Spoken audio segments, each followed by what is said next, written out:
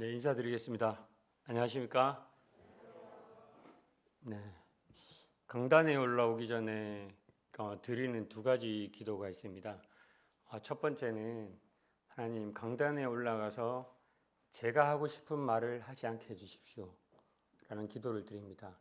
성경이 무슨 말을 하고 있는지, 이 성경이 하나님 말씀이신데 이 말씀이 그대로 전해지기를 그런 마음이 간절합니다. 그러면서 그 기도를 드리고, 두 번째는 저의 부족한 언변이나 이런 걸로 인해서 하나님께서 하시는 말씀들을 다 전달하지 못할까 봐 두려워서, 하나님, 이것이 비록 제가 부족하지만 하나님께서 이 시간을 사용하셔서 온전히 하나님께서 이 성도님들에게 하시고자 하는 말씀을 다 전해주시기 바랍니다 하는 이 두 가지 기도를 드리고 올라옵니다. 오늘도 비록 저는 부족하지만 하나님께서 전하시는 이 메시지가 우리 성도님들 마음 가운데 새겨지기를 원하면서 우리가 말씀대로 사는 우리 성도님들이 되었으면 좋겠습니다. 제가 애화를 하나 들어보겠습니다. 애화입니다. 시라는 아니고 애화입니다. 어떤 그리스도인이 하나님의 뜻에 대해서 묵상하면서 이렇게 길을 걸어가고 있었습니다. 근데 이제 애화입니다. 애화. 그래서 이제 길을 걸어가다 생각하다 길을 이렇게 차분히 걸어가다가 낭떠러지가 있는지 모르고 낭떠러지에 갑자기 발을 헛디뎌서 떨어지게 되었습니다. 떨어질 때 그 앞에 있는 나뭇가지 하나를 붙잡았습니다. 그러고 난 다음에 나뭇가지를 붙잡고 이제 하나님을 믿으니까 이제 제일 처음에는 살려주세요, 살려주세요, 거기 누가 없습니까? 이렇게 막 외쳤습니다. 그런데 이제 사람들이 없이 아무도 지나가지 않았죠. 살려주세요, 살려주세요 하니까 아무도 없습니다. 그래서 이제 하나님, 저 좀 살려주십시오, 이렇게 얘기를 했습니다. 그러니까 하나님께서 나타나셨습니다. 애화입니다. 애화. 예, 실제로 하나님 나타나시기에 하나님께서 나타나셨습니다. 하나님, 저 좀 살려주십시오, 저 떨어질 것 같습니다. 이렇게 이야기를 하니까 하나님께서 그래, 내가 너를 살려주겠다, 네가 잡고 있는 그 손을 놓아라, 이렇게 얘기를 했습니다. 갈등 될까요, 안 될까요? 예, 밑에 낭떠러집니다. 하나님 나타나셨어요. 손을 놓으랍니다. 하나님, 이거 말고 딴 방법은 없습니까? 손을 놓아라. 하나님, 이 손 놓으면은 낭떠러진데 혹시 다른 방법 없습니까? 손을 놓아라. 하나님 말고 딴 사람 없습니까? 다른 신 없습니까? 이렇게 얘기했답니다. 저도 들은 애화인데 이 애화를 들으면서 참 많은 생각을 했었습니다. 우리는 때때로 하나님의 인도하심과 뜻을 구하기도 합니다. 아니, 그렇게 구합니다. 그리고 하나님께 순종하는 삶을 살겠습니다, 이렇게 얘기합니다. 하지만 실제로는 하나님께 순종하기보다 내 뜻과 내 방법을 하나님께 관철시키려 하는 우리의 모습들을 우리는 발견하게 됩니다. 그리고 하나님을 우리의 생활 패턴에, 우리의 삶 가운데 하나님을 이용하고자 하는 그런 마음이 있습니다. 그리고 하나님의 인도하심을 그대로 순종하면서 따라가야 함에도 불구하고 그 인도하심을 인내함으로 기다리지 못할 때가 있습니다. 오늘은 하나님께서 우리에게 원하시는 순종에 대해서 말씀드리고자 합니다. 오늘 오늘 제가 읽게 될 우리 이 본문은 저희가 얼마 전에 우리 교회에서 했던 큐티 내용이기도 합니다. 그리고 순종이 제사보다 낫다라고 하면, 오늘 제가 하는 이 본문보다 이후 2장 뒤에 나오는 15장 본문이 순종이 제사보다는 낫다는 그 본문이 있지만, 이 사울에게 하나님께서 원하셨던 전반적인 내용은 순종이었습니다. 그래서 이 전체적인 내용에 부합해서 제목을 순종이 제사보다 낫다라고 하였습니다. 오늘 본문을 통해서 하나님께서 우리에게 무엇을 원하시는지를 우리가 각인하고, 그리고 주요 인물인 이 사울을 통해서 우리의 연약한 모습을 한번 비춰봤으면 좋겠습니다. 다 같이 사무엘상 13장 8절부터 14절을 찾아서 한번 교독으로 읽도록 하겠습니다.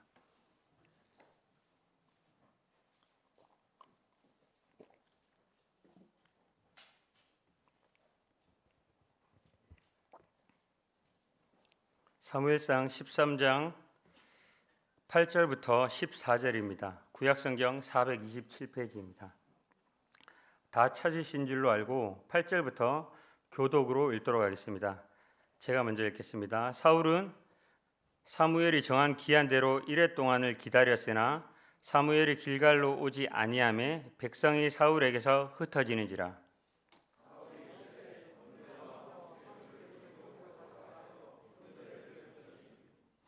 번제 드리기를 마치자 사무엘이 온지라. 사울이 나가 맞음에 문안하매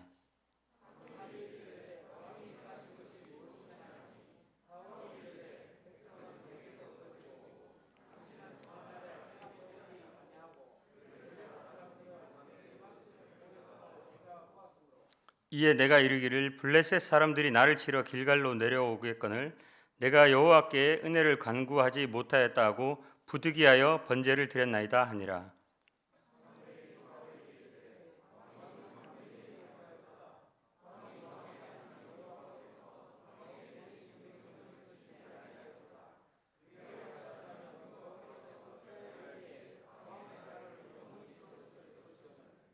지금은 왕의 나라가 길지 못할 것이라. 네, 여기까지 읽겠습니다. 오늘 본문을 이해하기 위해서는 인물과 지형이 중요한데 먼저 오늘 본문에 나오는 주요 인물인 사울 왕에 대해서 먼저 설명을 드리겠습니다. 이스라엘은 하나님께서 다스리는 나라였습니다. 이전에 이스라엘은 사사들에 의해서 통치가 된 나라였는데 하나님께서 이제 계속 사사들을 통해서 직접 하나님께서 이스라엘을 통치하셨습니다. 그런 이제 나라 가운데 이스라엘이 외부의 침략으로부터 침략을 받게 되자 이스라엘 백성들이 하나님께서 직접 사사들을 통해서 다스림에도 불구하고 왕을 요구했습니다. 그래서 하나님은 이 이스라엘 백성의 어리석은 요구에도 불구하고 이스라엘 백성에게 왕을 주시기로 결심하시고 왕을 주십니다.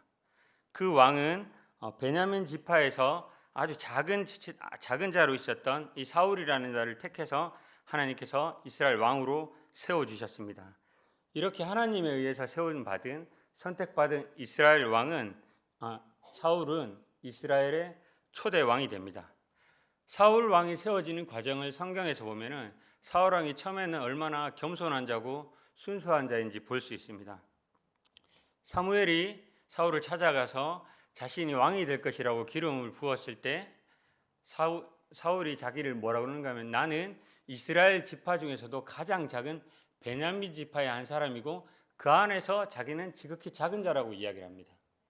그리고 왕으로 기름 부음을 받았을 때 그 받고 난 다음에 사람들이 자기를 무시하더라도 개의치 않고 그냥 잠잠히 있었던 그런 사람이었습니다. 이랬던 그가 변했습니다.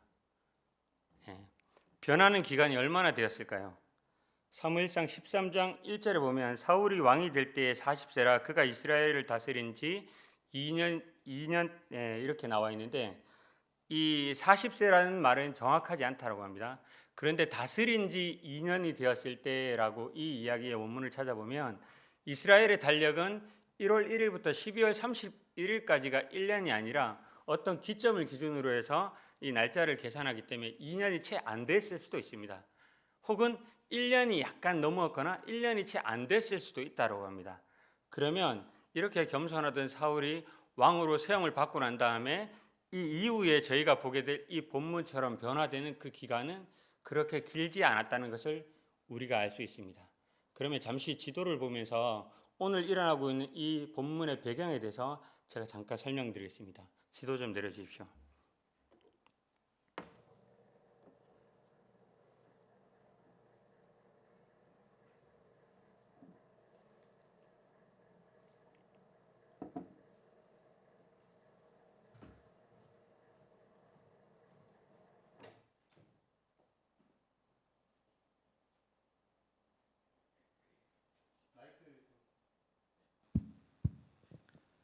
예, 지금 지도가 두 개 보이는데 왼쪽은 지금 입체 지도입니다. 지금 여기 있는 이 지도가 입체적으로 보이지 않아서 입체 지도를 넣었는데 동일한 지역의 지도입니다.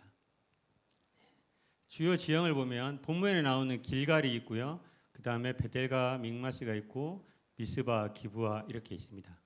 예, 우리가 지금 읽은 이 본문에 의하면 지금 어떤 상황인지 먼저 배경 설명하면 이 블레셋이라는 이 민족이 이 블레셋 평야지대를 이렇게 장악하고 있습니다. 그리고 우측에는 암몬이 있고 그 다음에 모압이 있고 여러 나라로 이렇게 둘러싸여 있고 이스라엘 백성은 이 산지 위주로 해서 각 지파들이 흩어져서 살고 있었습니다.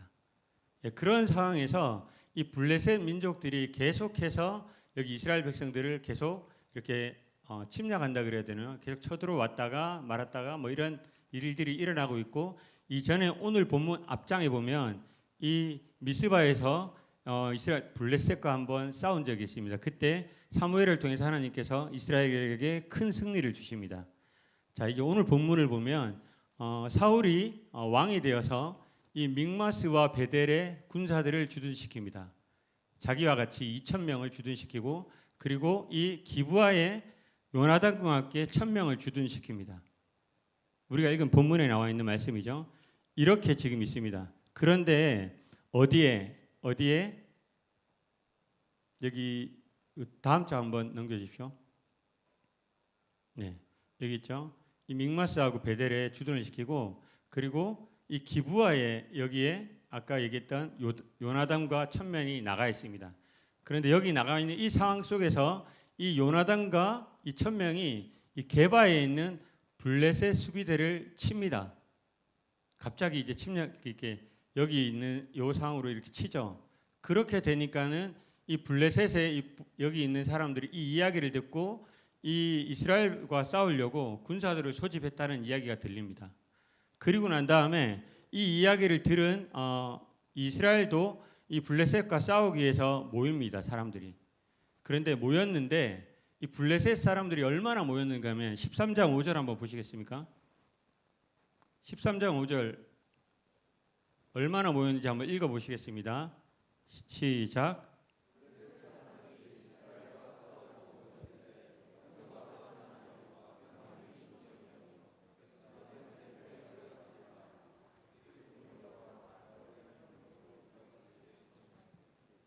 네, 어마어마한 숫자가 모여서 모래와 같다라고 했습니다. 그와 같은 사람들이 모여서 이스라엘 백성들이 블레셋과 싸우려고 모였는데 지레 겁에 질려버린 거죠. 예, 그리고 앞장에 우리가 읽다 보면 블레셋은 이미 철기를 가지고 있습니다. 이미 무기를 가지고 있었던 민족인데 이스라엘 백성은 무기를 누구만 가지고 있었다고요? 사울과 요나단만 가지고 있었습니다. 그 나머지는 농기구를 가지고 있었습니다. 그런데 이렇게 전력이 약한데 상대방이 이만한 숫자가 몰려온다는 얘기를 들으니까 수비대를 치고 난 다음에 블레셋이 모여서 싸우기로 했는데 같이 싸우자고 몰려들었는데 두려웠다는 거죠. 그래서 그와 같은 상황에서 이 사울이 생각을 합니다. 뭐라고 생각하는가 하면 내가 어떻게 해야지 생각하면서 오늘 본문이 쭉 이어지는데 그 내용은 제가 올라가서 이제 성경 본문을 보면서 다시 설명드리겠습니다. 그래서 지금 상황은 이러한 상황입니다. 블레셋이 쳐들어왔고 여기에서 이제 사울이 여기에 있는 주둔해서 요나단을 통해서 이 게바를 쳤는데 여기서 이제 싸움이 일어나는 그런 상황입니다. 올려주십시오.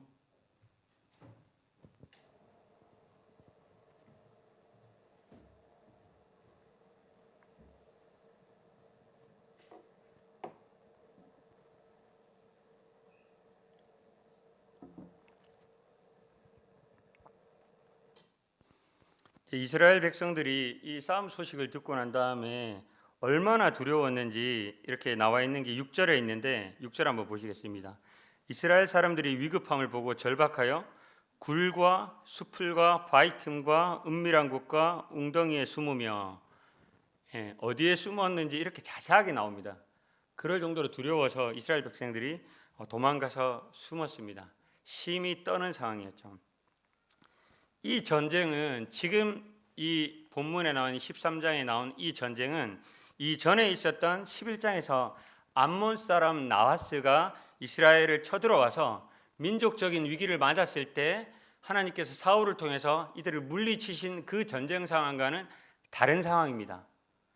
왜 다른가 하면 그때는 민족적인 위기였고 그때 하나님께서 사울을 세우셔서 그때 그것을 위기를 극복하시고 사울을 왕으로 세우는 그 과정이 있습니다. 그런데 이 상황을 자세히 보면은 이 본문을 우리가 보면은 사울은 민족적인 위기가 아니라 자기 왕권을 위해서 이 근위병들을 선발했고 그 근위병을 가지고 이 블레셋 수비대를 친 것입니다.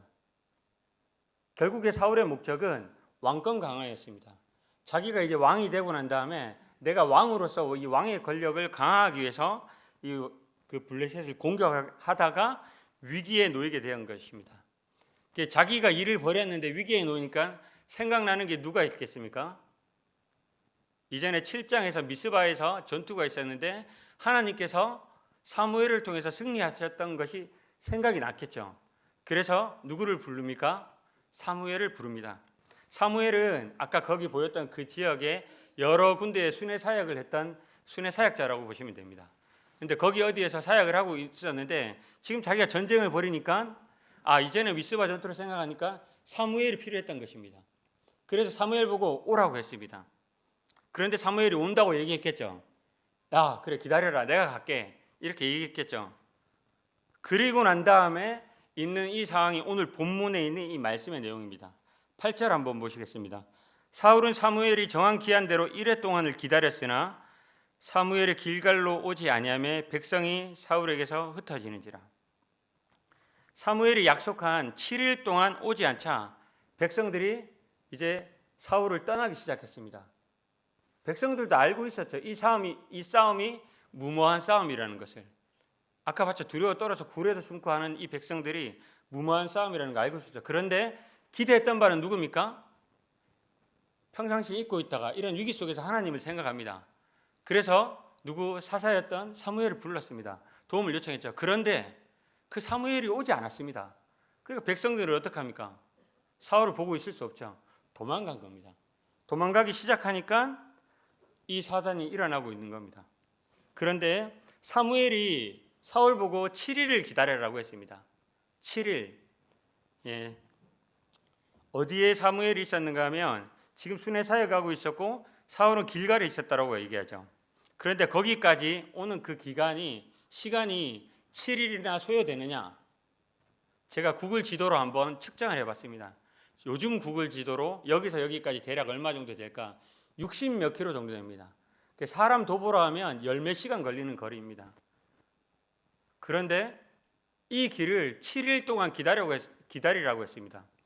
사울이 생각했을 때는 빨리 와가지고 좀 제사도 드려주고 뭐 어떻게 좀 조치를 취해줘야 되는데 7일 기다려라고 하니까 기다렸습니다. 그런데 7일이 7일이 도달했는데도 불구하고 사무엘이 오지 않았습니다. 성도님들, 이 7일이라는 이 기간이 어떤 기간이겠습니까? 물리적으로 이 사무엘이 이 사울에게 오는 그 기간이겠습니까? 우리는 성경을 통해서 보면 이게 물리적인 기간이 아니라는 걸 알 수 있습니다. 사무엘이 사울을 택하고 난 다음에 왕으로 택하고 난 다음에 너는 길갈로 내려가 있으라라고 얘기하고 난 다음에 내가 7일 후에 다시 가겠다라고 얘기합니다. 그때 7일이 또 나옵니다.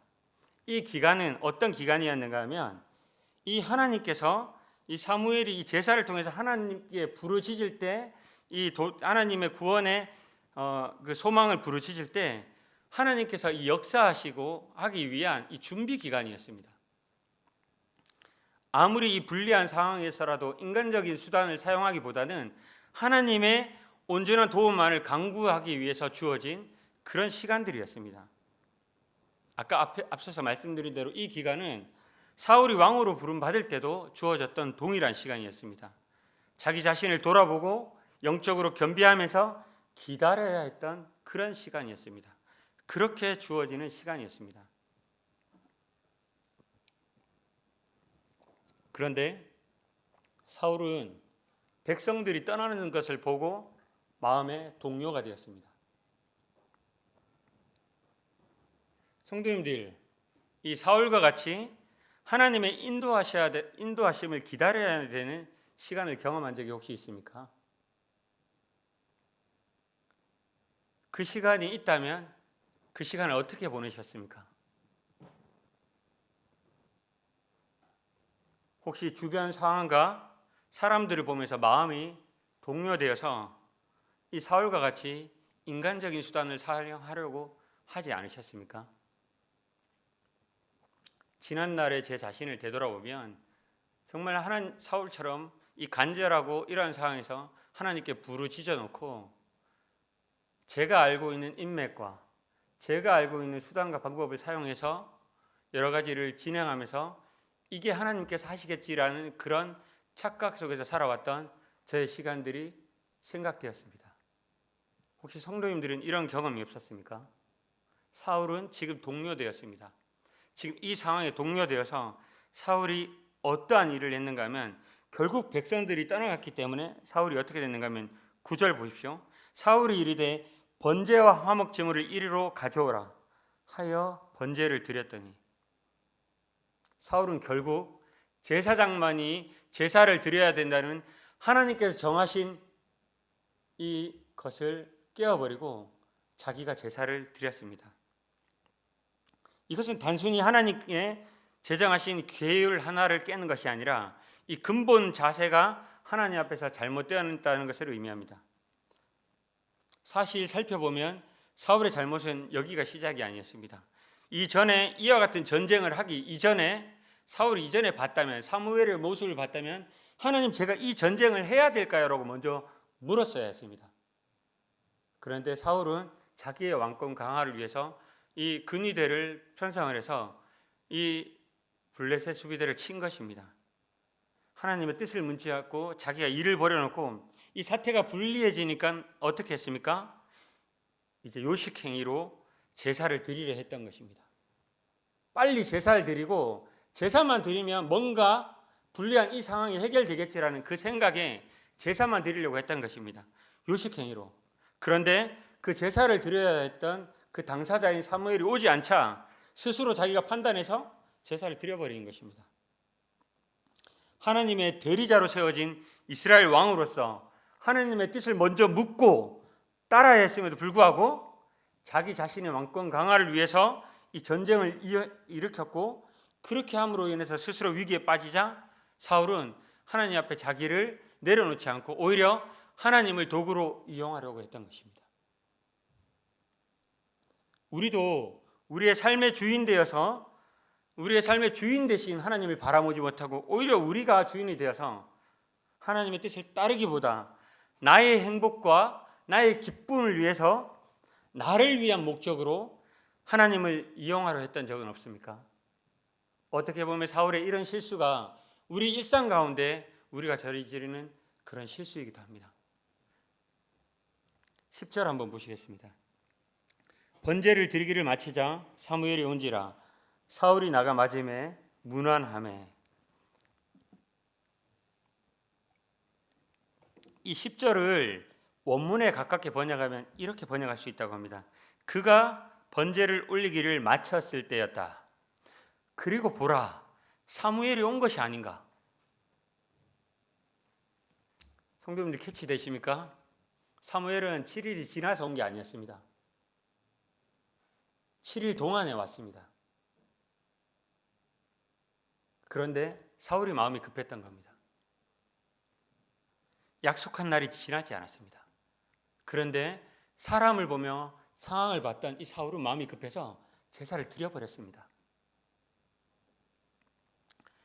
사울에게 있어서 이 제사는 하나님께 대한 온전한 헌신과 충성, 그리고 하나님 앞에 자신을 내려놓고 하나님과 교제하는 그런 시간이라고 생각하기보다는 사울은 이 군사들의 마음에 용기를 북돋아 주기 위해서 일종의 요식 행위로서 이 제사를 드리고자 했던 것입니다. 사울이 제사를 어떻게 생각하는지에 대해서 극명하게 나타내주는 이 정확한 사울의 행동이었습니다. 어떻게 해서라도 제사만 드리면 된다는 착각을 하고 있었던 것입니다. 하나님을 위해서 드리는 이 제사를 자기 목적 달성을 위해서 이용하려고 했던 것입니다. 이와 비슷한 사항은 사무엘상 4장에도 나옵니다. 이스라엘이 블레셋과 1차 아벡 전투를 벌입니다. 그때 이스라엘이 아벡 전투에서 패하자 어떻게 합니까? 하나님의 임재의 상징이었던 언약궤를 가지고 오라고 합니다. 그리고 난 다음에 이 언약궤를 가지고 이 장로들이 빨리 언약궤 가져와. 언약궤 가지고 오니까는 어떤 일이 있었죠? 블레셋 속에서는 저거 뭐지? 저거 이스라엘을 출애굽할 때 왔던 그 신인데 어떡하지? 막 두려움에 떨고 있는데 언약궤 가져왔습니다. 전투가 벌어졌습니다. 어떻게 됐나요? 이스라엘이 무참히 패배하고 언약궤가 빼앗겼습니다.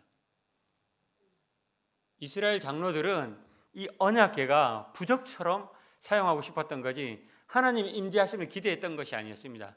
그거 없어도 하나님께서는 임재하실 수 있습니다. 그리고 하나님께 온전히 그 뜻을 구하고 하나님의 도움을 구했다면 언약궤 따위는 아무것도 아니었습니다. 그럼에도 불구하고 이스라엘 장로들은 언약궤를 가져가려 해서 결국 그 언약궤를 뺏기고 말았습니다. 사울도 마찬가지입니다. 제사가 뭐가 중요합니까? 제사가 뭐가 중요합니까? 제사하면 승리합니까? 100% 승리를 장담합니까?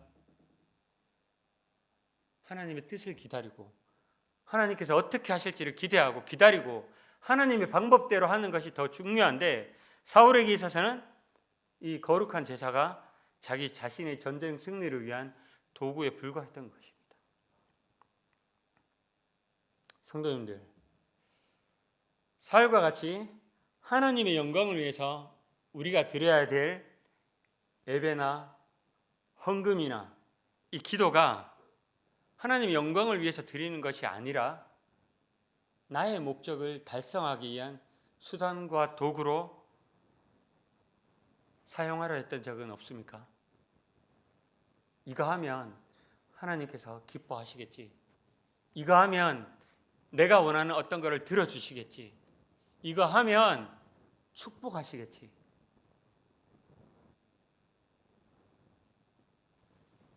우리가 드리는 예배, 우리가 드리는 헌금, 기도, 우리가 하나님 앞에서 하나님의 일을 하는 이 봉사들은 우리의 목적을 달성하기 위한 수단이 아닙니다.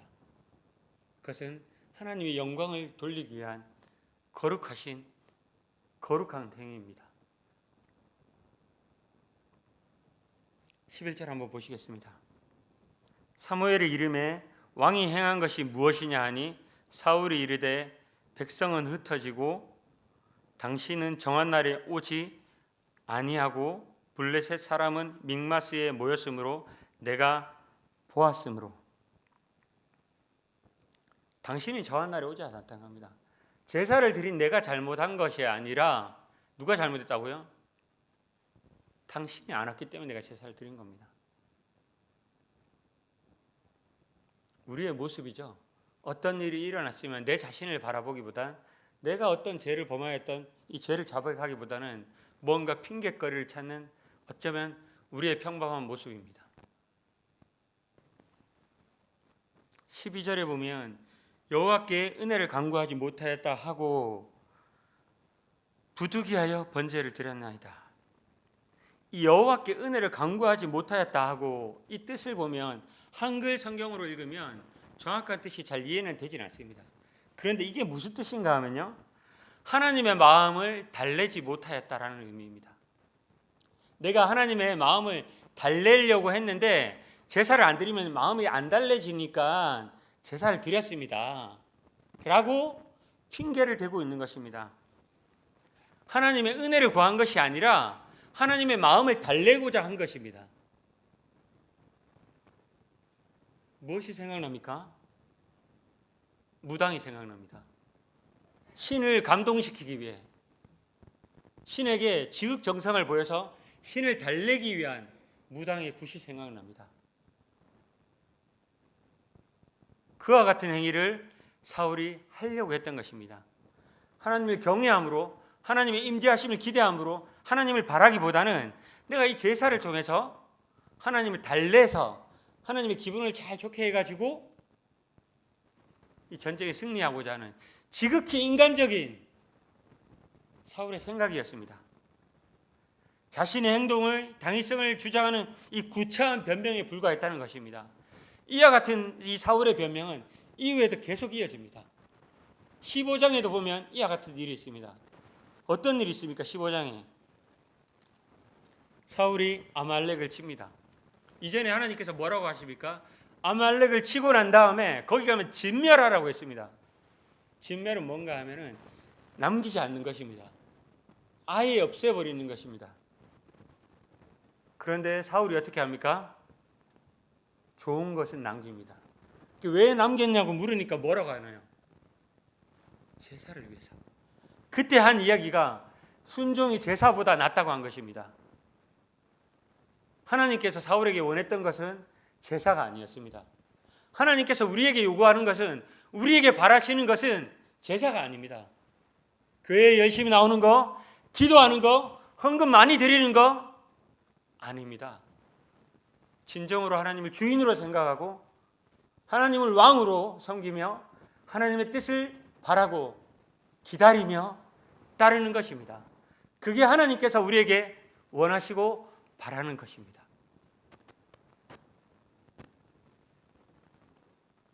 우리는 하나님 앞에 자신의 어리석은 이 행위를 회개하지 않고 구차한 변명으로서 자기의 행위의 당위성을 주장했던 이 사울의 모습을 보면서 순종이 제사보다 낫다고 하신 하나님의 메시지를 분명히 기억해야 될 것입니다.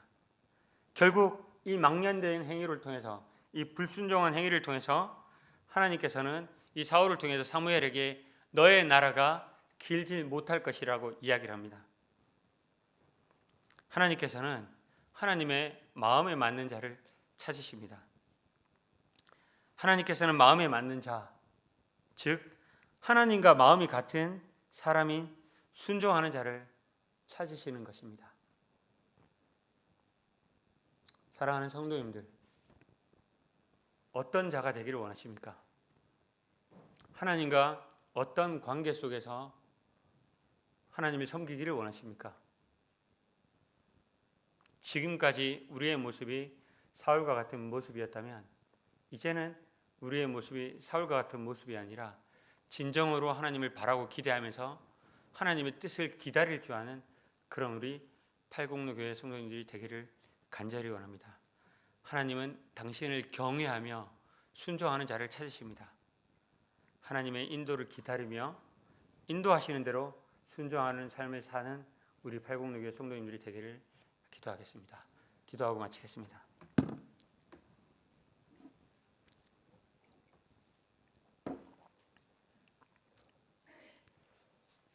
은혜로우신 아버지 하나님, 사울과 같은 모습으로 하나님을 이용하려 하는 자가 아니라 정말 왕 되시고 주인 되시며 우리의 모든 것을 지으시고 우리를 선한 가운데 인도하시는 하나님의 뜻을 온전히 구하고 기다리는 그런 하나님의 마음에 합한 자가 되기를 원합니다. 하나님께서 제사를 드리는 자가 아니라 하나님을 순종하는 자가 되어 하나님께 영광 돌리는 삶을 살기를 간절히 원하며 모든 영광을 아버지 하나님께 올려드립니다. 감사를 드리며 살아계신 예수 그리스도 이름으로 기도드렸습니다.